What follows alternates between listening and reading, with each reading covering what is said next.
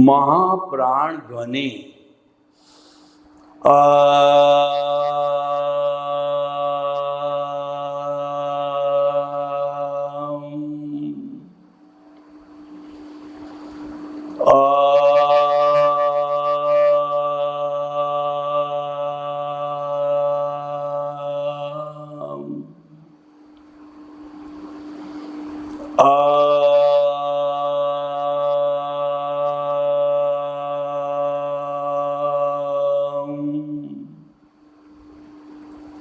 भाई और बहनों, मातृशक्ति को नमन।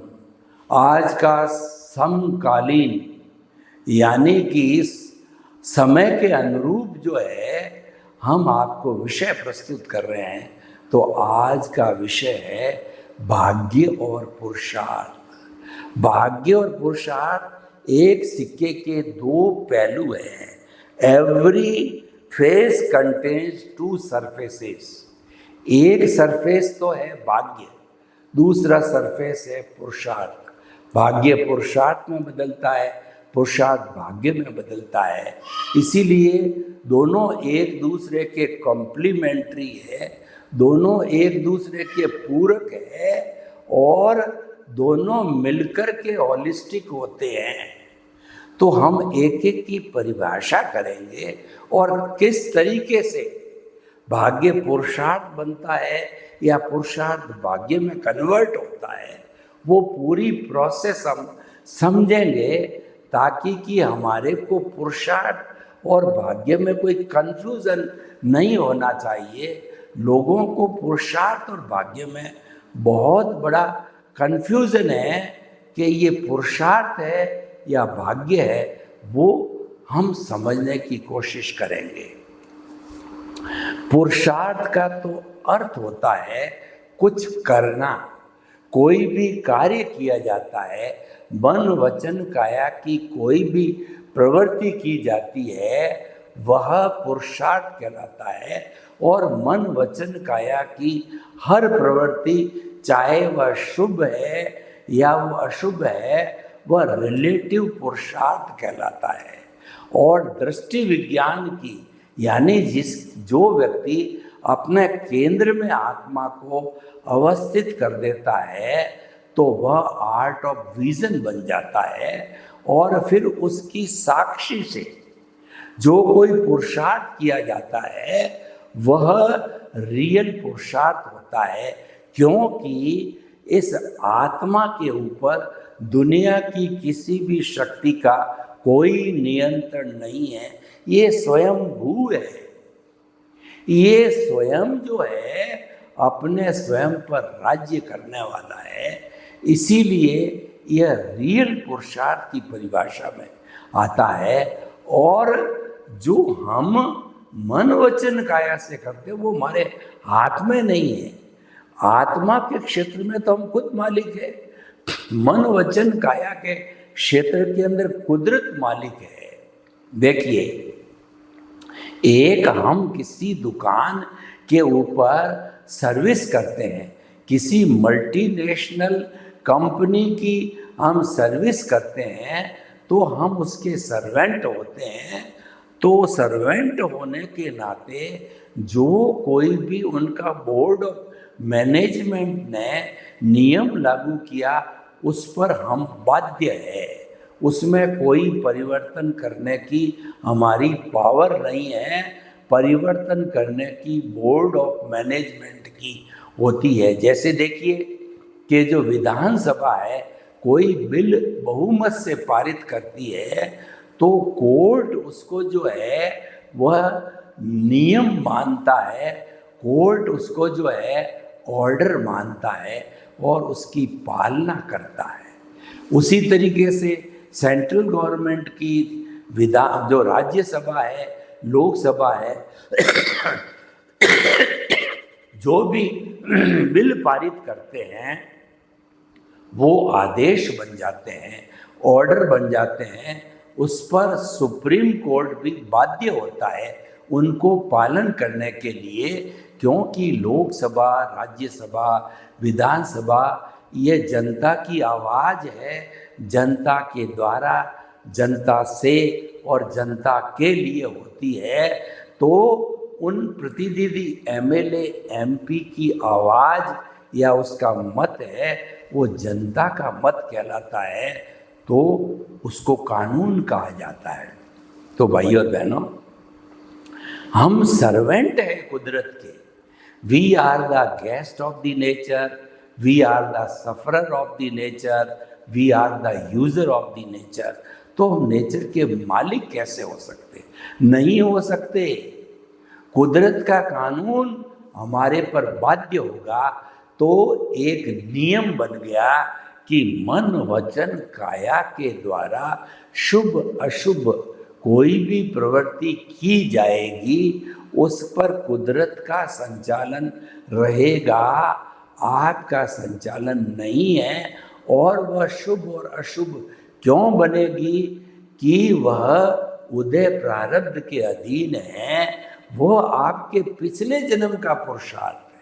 देखिए, ये बात समझने की है कि पिछले जन्म में जो आपने पुरुषार्थ किया था वह इस जन्म में भाग्य बन के आता है, वह इस जन्म में उदय प्रारब्ध बन के आता है, वह इस जन्म के अंदर हिसाब के रूप में आता है और वो लेने देने के रूप में आता है। किसी को सेवा दी जाएगी, किसी से सेवा ली जाएगी, किसी के साथ अच्छा व्यवहार किया जाएगा, किसी के साथ बुरा व्यवहार किया जाएगा।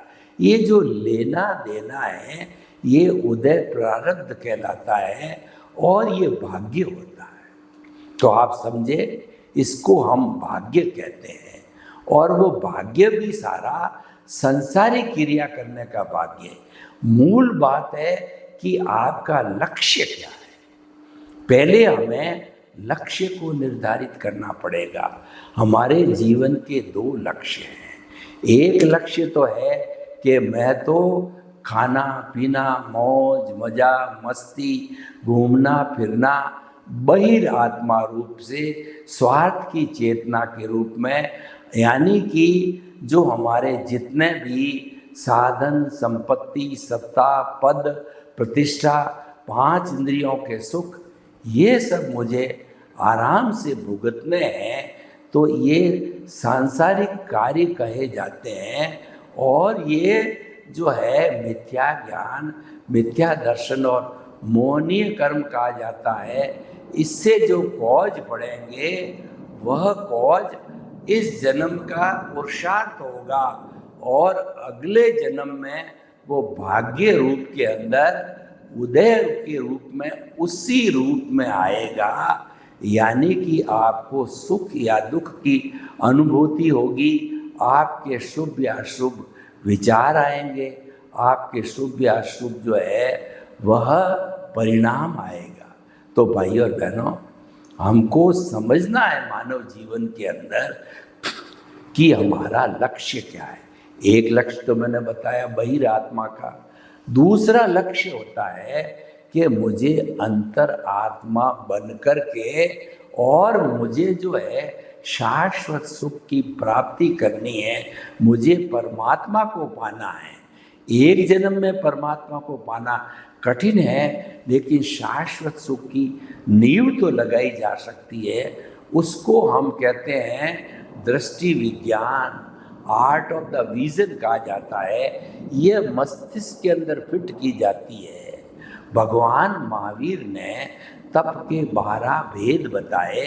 अनशन, उनोदरी, भिक्षाचरी, रस परित्याग, काय कलेश और प्रतिसल्लीनता। ये 6 बाह्य तप या निर्जरा के भेद है, तो ये दिखाई देते हैं। तो ये भेद जो होते हैं वह भेद जो है हमें ये उदय प्रारब्ध बनाता है। तो भाई और बहनों, हम ये चाहते हैं कि ये उदय प्रारब्ध है वह हमारा सारा जो है वह भाग्य है। अच्छा भाग्य है उसको पुण्योदय कहते हैं, बुरा भाग्य है उसको पापोदय कहते हैं, और आर्ट ऑफ द विजन है वह हमारा शाश्वत सुख प्राप्ति का लक्ष्य है। यानी कि उसके अनुरूप भी हम पुरुषार्थ कर सकते हैं, उसको रियल पुरुषार्थ कहा जाएगा। और जो संसार के जितने काम हैं, पुण्य पाप को भोगने के काम हैं, वो रिलेटिव पुरुषार्थ है, वह ज्ञान है। तो रिलेटिव पुरुषार्थ में क्या होता है, आप कभी बॉम्बे गए होंगे तो बड़ी बड़ी अट्टालिकाएं होती हैं, 100 मंजिल के मकान होते हैं, और ठीक उसके नीचे झुग्गी झोंपड़ी भी होती है, दोनों एक जगह मिल जाते हैं। तो जो लोग अट्टालिका में रह करके सुख भोगते हैं, गाड़ी का सुख, एसी का सुख, पैसे का सुख, खाना पीना पहनने का सुख, हर बात का आराम है, वह पुण्योदय है। और जो झुग्गी झोंपड़ी ग्राउंड पे है उसको आप देखोगे तो बहुत थोड़ी जगह के अंदर ज़्यादा लोगों को रहना पड़ता है, कलह होती है, 3 जून की रोटी का पता नहीं होता है, बीमारी होती है, बरसात के अंदर उनका जो है पानी टपकता है, मच्छर आते हैं, और सारा दुख का जीवन है वो पापोदय है। जितना हमारे दुख आता है किसी न किसी रूप में वह पापोदय है, जितना सुख आता है वो पुण्योदय है।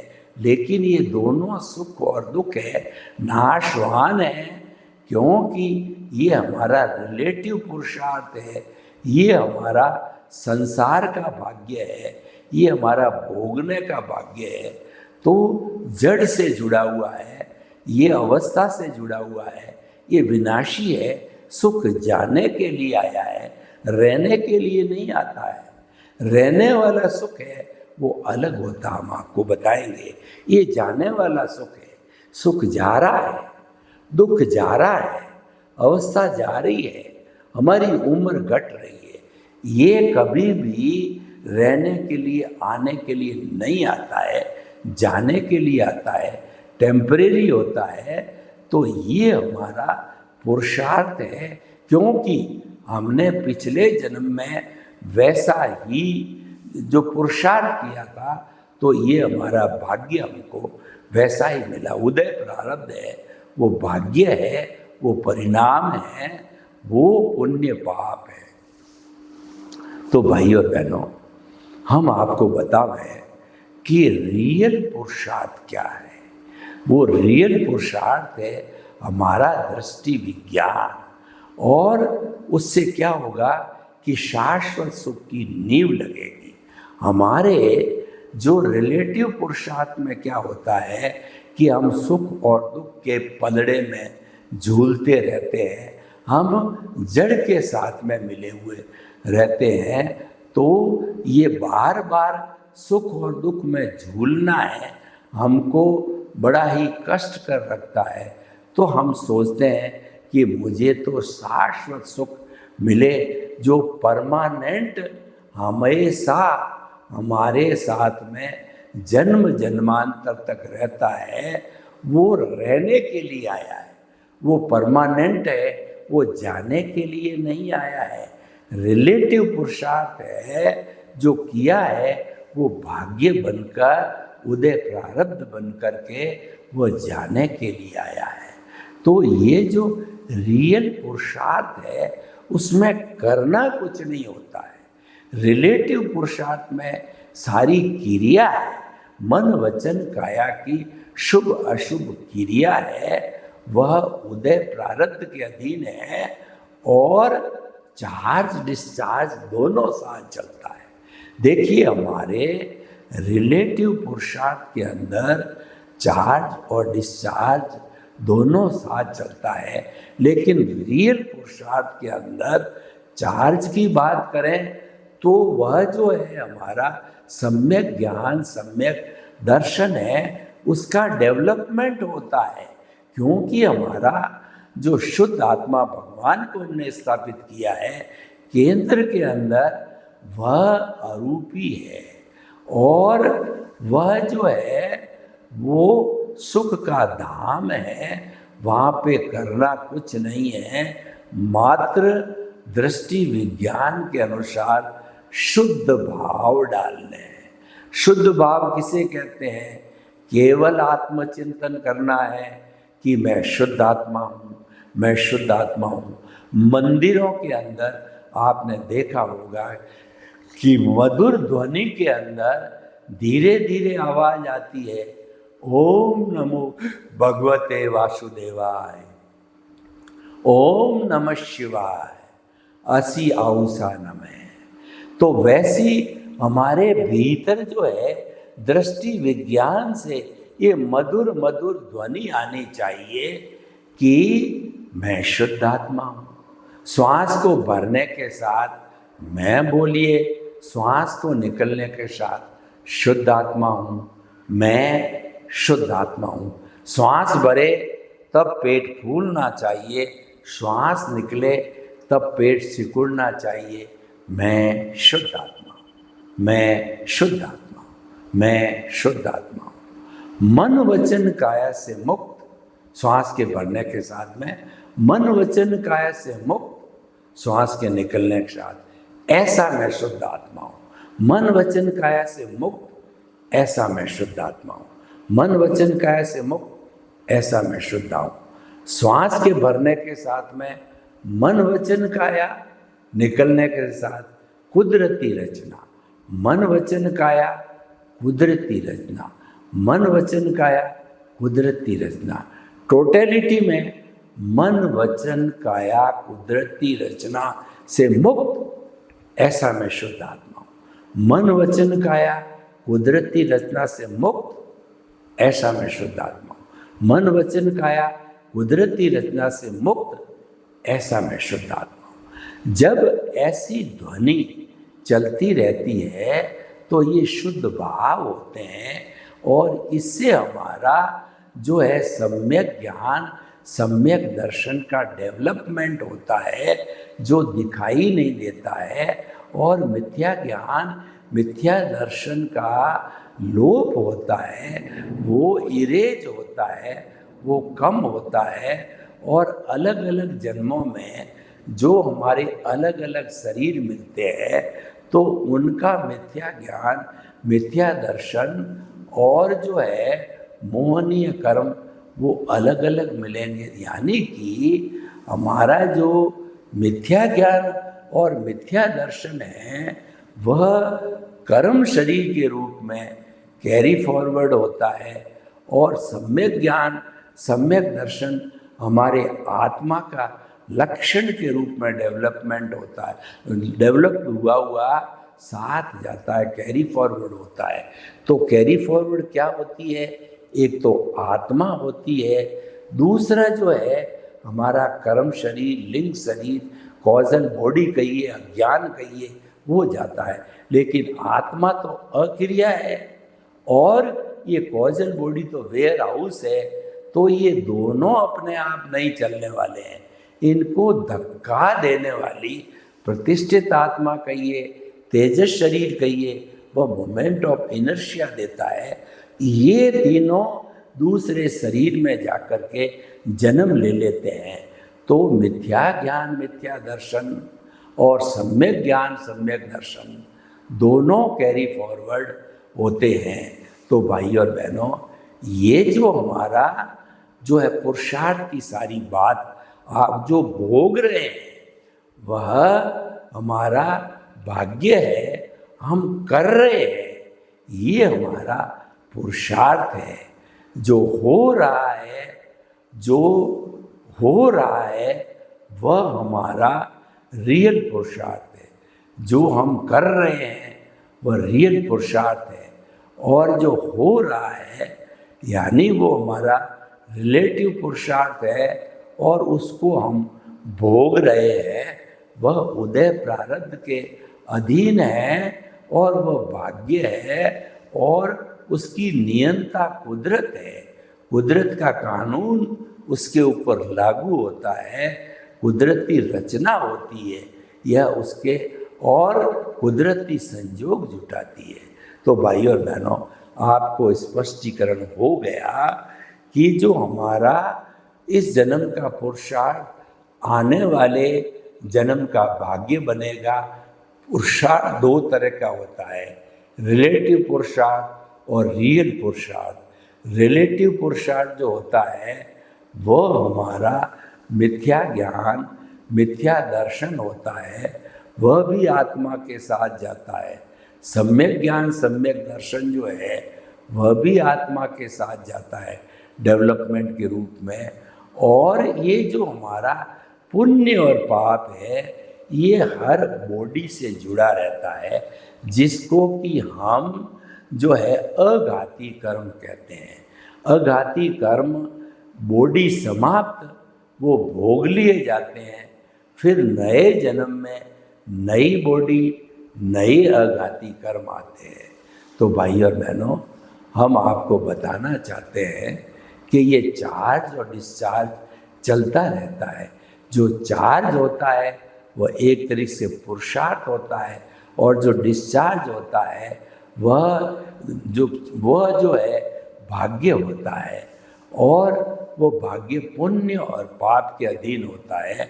और जो हम पुरुषार्थ की बात करते हैं तो वह रिलेटिव रियल पुरुषार्थ होता है, यानी कि मिथ्या ज्ञान, मिथ्या दर्शन की एप्लीकेशन है तो कॉज पढ़ेंगे।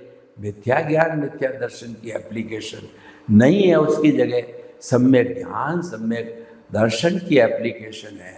उससे हमारी आत्मा शुद्ध होगी, यानी कि हमारा अज्ञान घटता जाएगा। ये सब चीज़ें एक दूसरे से मिली हुई है, और एक पॉजिटिव साइड में और एक नेगेटिव साइड में। पॉजिटिव साइड को बढ़ाना है, नेगेटिव साइड को घटाना है।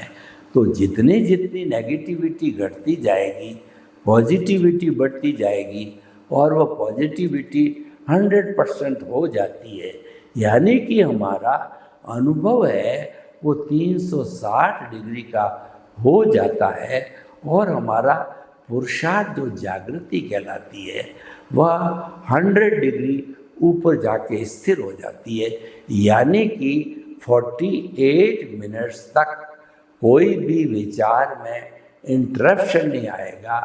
अनइंटरप्टेड जो है विचार रहेंगे, यानी उसका मेडिटेशन करता है तो एक बिंदु पर ध्यान बिना इधर उधर डिस्टर्बेंस हुए 48 मिनट्स तक ऐसे जीव का रहेगा।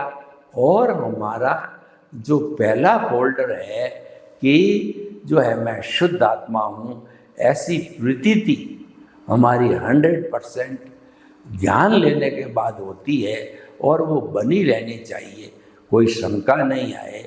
तो तीनों ग्राफ ऊपरी लेवल पर जाते ही, स्थिर होते ही वह केवल दर्शन बन जाता है। वो हाईएस्ट रियल पुरुषार्थ है, और उसके परिणाम स्वरूप, यानी केवल दर्शन होने के पहले पहले जीव और प्राय वो शुभ ही कर्मों का बंद करता है। जो भी कॉजल बॉडी बनती है वह नेक्स्ट बर्थ उसको लेना पड़ेगा, क्योंकि इस कॉजल बॉडी को, अज्ञान को 100% मिटाए बिना, इसको जीरो किए बिना मुक्ति नहीं है। एक भी परमाणु अज्ञान का जो जड़ रूप है, पौद्गलिक रूप है, वो आत्मा के साथ रहेगा। एक भी एनओसी आत्मा के साथ बाकी रहेगी तो उतने समय तक आत्मा सिद्ध बुद्ध और मुक्त नहीं बन सकती है। तो भाइयों और बहनों, हमें सारा जो है इस तरीके से जितना पुरुषार्थ करें, रियल पुरुषार्थ करें, वह हमारा शाश्वत सुख रहेगा। रिलेटिव पुरुषार्थ है ये टेम्परेरी है, और ये जाने के लिए आया होता है। तो ये रिलेटिव पुरुषार्थ आता रहेगा, जाता रहेगा, और हम संसार में भ्रमण करते रहेंगे जब तक कि हमारा पूरा हिसार यानी पूरा अज्ञान है क्लियर नहीं होगा। ये जो एपिसोड किस लिए लिया गया है कि व्यक्ति का भ्रम निकल जाए कि पुरुषार्थ क्या है और भाग्य क्या है, और वो रियल पुरुषार्थ करने लग जाए। सर्वे भवन्तु सुखिनः, सर्वे सन्तु निरामया। लोग के जीवों को सुख मिले, शांति मिले, आनंद मिले, प्रेम मिले, और हम रियल पुरुषार्थ को प्राप्त करके शाश्वत सुख को प्राप्त करें। आपके प्रति मंगल भाव। ओम शांति।